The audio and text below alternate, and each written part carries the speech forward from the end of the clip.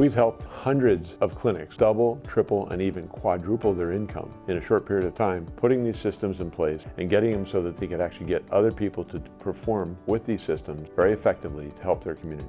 Spinal manipulation has been around for tens of thousands of years, offering incredible success rates and virtually no negative side effects. Yet it only reaches 10% of the American population.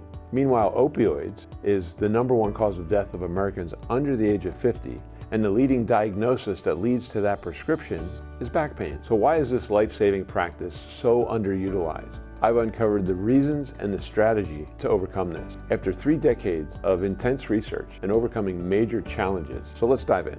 My undergrad degree is in marketing, and my background is in business before it was in chiropractic. I worked for a very large company, and I was in sales, and I made a great living. But while I was doing that, I had a major injury to my neck. And in that quest for searching my own recovery and my own cure and taking lots of medication, I eventually turned to chiropractic, and chiropractic is what saved me. My life became dedicated to trying to promote chiropractic to other people so I could help them avoid what I went through when I was injured.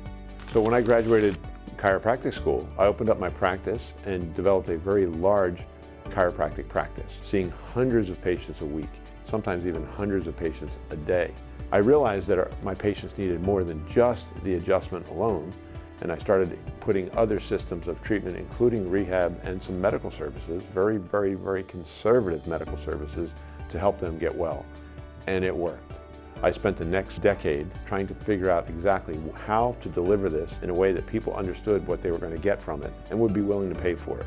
And we perfected that. We help people get well and avoid surgery and get off of medication by helping them with physical medicine. I knew to have multiple practices, I had to develop duplicatable systems that I could train people on so they could be practicing and doing the things they need to do whether I was there or not. And it worked great. I was able to open multiple practices in states I never lived in, and these systems would thrive, and the practices all were successful. We helped thousands of patients in thousands of parts of the country. And since that time, we've been able to teach these systems to clients who wanted to put it into their practice. So we've so far put this in over 800 practices in 48 states to help people offer more systems that didn't bury them, but enabled them to become more of an executive, getting others to deliver great quality care to their patients and helping their community. And I'd like to help you too. I realized about halfway through my career that at some point my brain was more important than my hands in treating patients, because teaching what I know and what I've learned was much more valuable to the community and to a larger audience than who I could get my hands on. And I believe the same would be true for you. That's what we should all do, is be able to teach others. So if you're interested in learning more, leave a comment, subscribe, and click the link in the description.